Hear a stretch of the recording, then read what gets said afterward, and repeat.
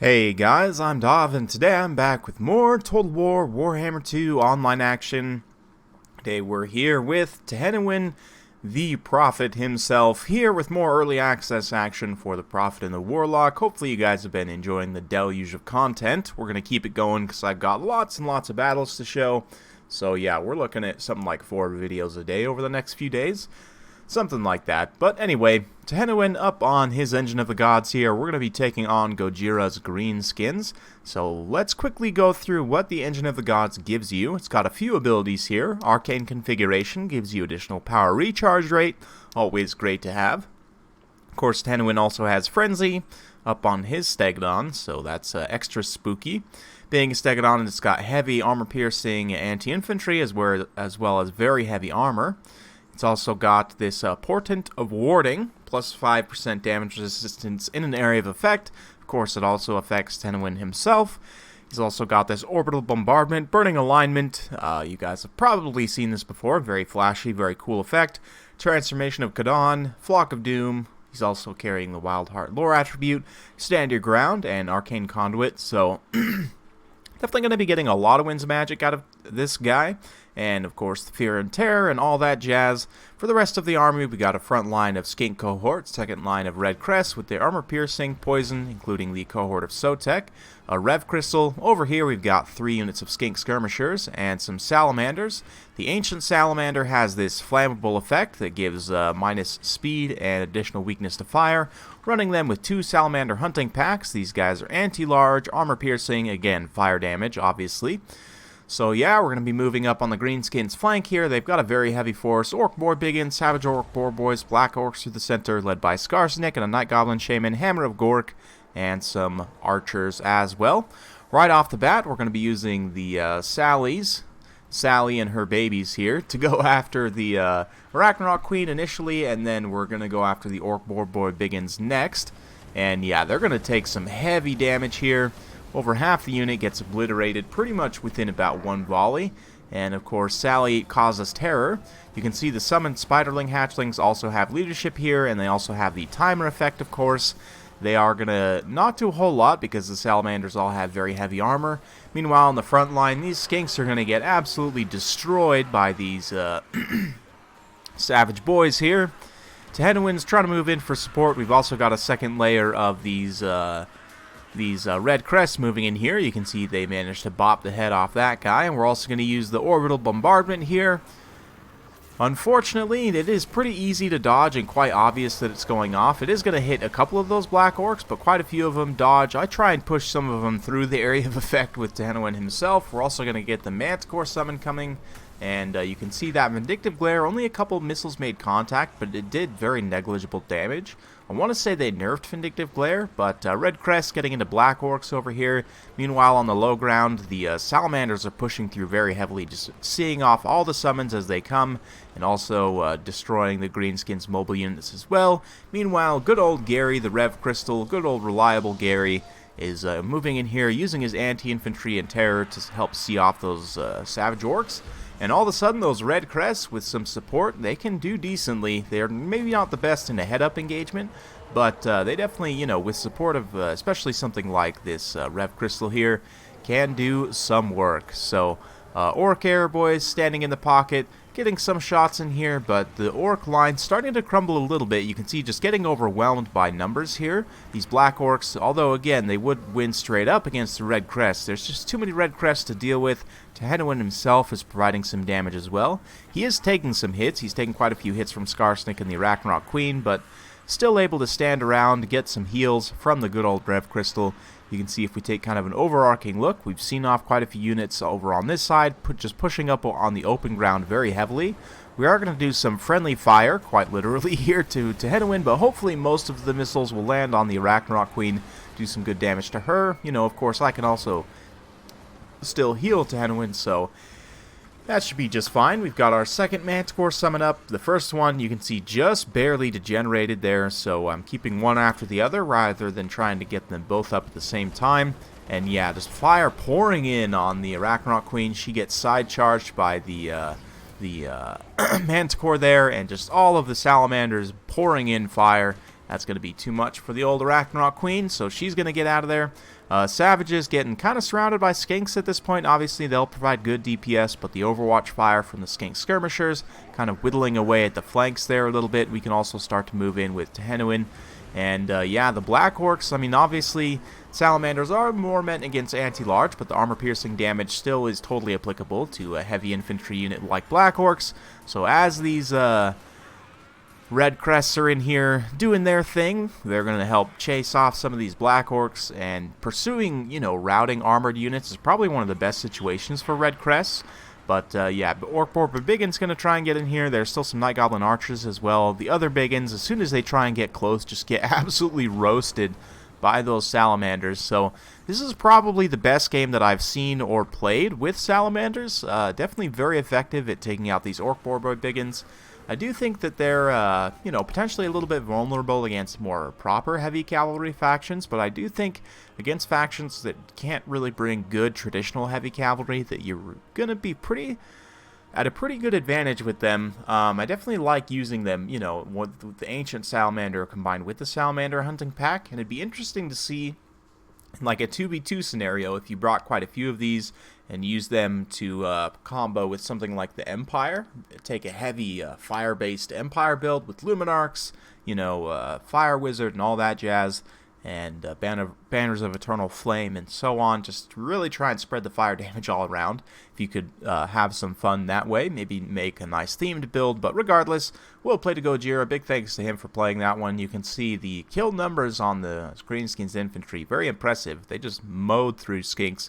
But ultimately, it was the Salamanders that he really didn't have answers for. The answer was the Orc Biggins. They have anti-large AP. They can get in there. If they could get into melee, they could probably beat down the Salamanders.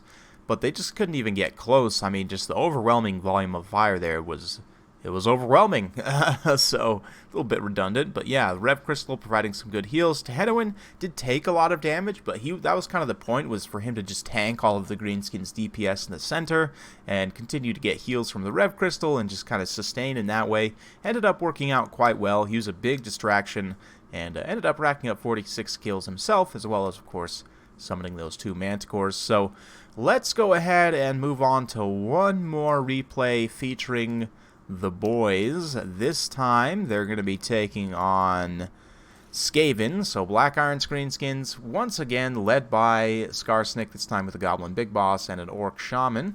He's got some regular Orc Boys, a couple of Savages, a couple of Black Orcs, Orc Air Boys, 2 Goblin Doom Divers, the Hammer of Gork as well.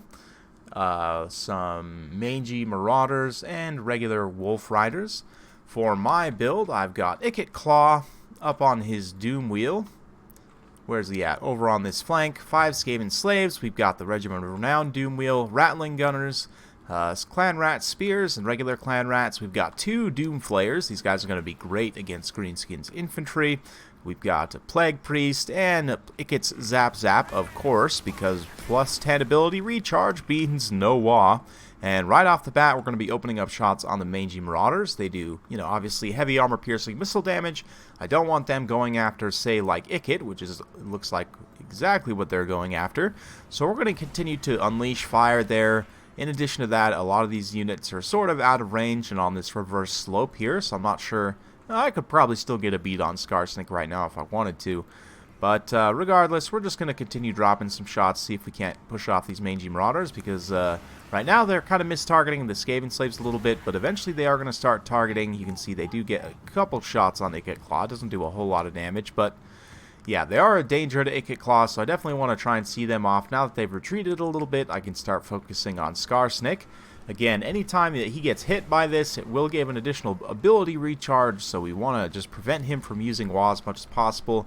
A couple of misses there. So far, nothing has actually made contact, but we're going to start moving the Doom Wheels up. You can see the Regiment of Renown Doom Wheel moving up. More shots coming in, and the Rattling Gunners starting to open up shots. They're going to take some return fire from those Doom Divers, but nonetheless, they're starting to suppress these boys. You can see the boys here suppressed. Their speed is down to only 20, so they're definitely having a tough time. And yeah, they are taking some damage there as well. Skarsnik has started to take some hits, so you can see here the ability recharge effect there. So no wah on the charge, which is going to be very, very important. But these boys going to get hit by flares, and then Ikit's going to come in from behind. So yeah, these Doom Flares, their little sweep attacks like that, just absolutely brutal, tear through infantry. And yeah, despite the fact those Orc boys are just fighting Skaven slaves, they're already not too happy, and this is exactly how you want to play this type of build. Unfortunately for me, my Rattling Gunners were taken out at long range by those return fire Doom Divers. Very nice work from Black Iron there. But you can see how I'm breaking up his infantry advance using these chariots. Using the Doom Wheels and the Flares, we're just breaking up the advance. We've also comboed the Brass Orb, since it doesn't do that much damage, but it does kind of pin units in place. Pinned a bunch of Black Orcs in this tight little pocket, and then dropped a Warp Lightning on them to get a nice concentrated burst. And it did quite a bit of damage there, so you can see the Greenskin infantry advance already not doing great. Wolf Riders tried to come around the back line to get on Ikit's Zap, but Plague Priest and, you know, Clan Rat Spears were right on station to help deal with that. And yeah, just in general, the Greenskins are going to have a tough time against a build like this. For what Black Iron's brought here, you know, the Doom Wheels in particular are going to be a major pain for the Greenskins to deal with. Even like sitting on top of these Black Orcs, you can see I am taking some damage, but we're also dealing a ton of damage in return, and I've still got all these layers of slaves and Clan Rats that I could potentially send in to help protect these backline units. That being said, the Doom Diver is providing some really good fire. The Doom Divers, I should say, on Ikit's Zap here. You can see one of the artillery pieces already has been taken down. I'm now targeting the caster here, but yeah, those Doom Divers quite accurate, and when they make contact with the artillery piece, they can actually do a surprising amount of damage. So yeah, the issue, of course, is the Flayers and the Doom Wheel in the center, both just getting really good work done. Both Doom Wheels, that is. Yeah. Scarsnake with his anti-large AP might be able to get a few good swings in here if he chooses to. But regardless, the Rattling Gunners came back from route, back on station, back to suppress some of these units. Again, the damage isn't amazing. It's more the suppression that I'm looking for, just to kind of break up the advance a little bit. The Big Boss tried to get into the back line. He got wrecked by Ikit. And yeah, things are looking pretty good so far. Some Savage Orcs almost made it to the back line, but again, this artillery piece down to only one gun left because of those Doom Divers. And just goes to show, me and Black Iron were kind of talking after the battle. You can see, obviously, at this point, it's very heavily in the Skaven's favor. It's going to be a victory for the Ratty Boys over the Greenskins. This matchup was already one of the few for the Skaven that was not super difficult. They definitely had some tools that you could use. Double Doom Wheel was pretty viable here before, and it's even better now that you have two really good Doom Wheels. And of course, Ikit Zap hard countering their faction mechanic. That being said, though, with these Doom Divers, I think if Black Iron had just sat back and rather than even move his infantry force forward, just sit back, and it may take quite some time. You can see 5 minutes plus it may take, but you can actually destroy the artillery pieces here, especially if you're focusing with both of the Doom Divers. If you win that artillery engagement, then you force the Skaven player out of position. All of a sudden, you know, you can try and get more favorable engagements, try and kind of force them into situations that they may not necessarily want to be in. It still would have been tough to deal with the Flayers and the Doom Wheels, but yeah, I think me and Black Iron both agreed that it would have been better for him to just sit back and wait on those Doom Divers to try and blow up my artillery piece and then force me to come to him. But as it is, very fun battle, a good showcase of some of the new Skaven stuff. The Doom Wheels and the Flayers, just absolutely brutal against the boys. And the Greenskins, I think they're still going to be good in a number of different matchups, and certainly those crafty, high-level Greenskin players will find ways to overcome. But Skaven and Lizardmen are both looking to be really tough matchups for the Greenskins.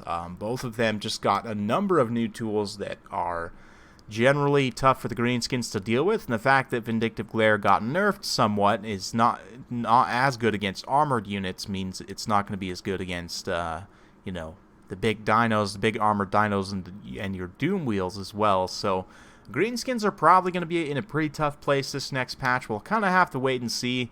Again, I'm certain that there's builds that could overcome, But at the same time, like the Flayers, the Doom Wheels, the new Dinos, it's all going to be very, very tough. Both Doom Wheels here, it get only 46 on himself, but still 80 kills on the Wheels of Doom, not bad. Then the Flayers racking up quite a few kills as well, 67 on Ikit Zap Zap. Yeah, for the Greenskins, just the really saving grace here, I would say, is definitely the Doom Divers. They were able to deal with the Rattling Gunners, able to deal with the Zap Zap to a degree. So yeah, definitely probably would have been more favorable to just sit back and wait on these Doom Divers to try and use up their ammo and do all the work they can. But fun battle nonetheless. Hope you guys enjoyed watching that quick Greenskins getting beat down double cast. If you do like this sort of content, be sure to like, subscribe, hit that bell notification button so every time I upload a new video, you'll be notified. Thanks again for watching, and we'll see you next time.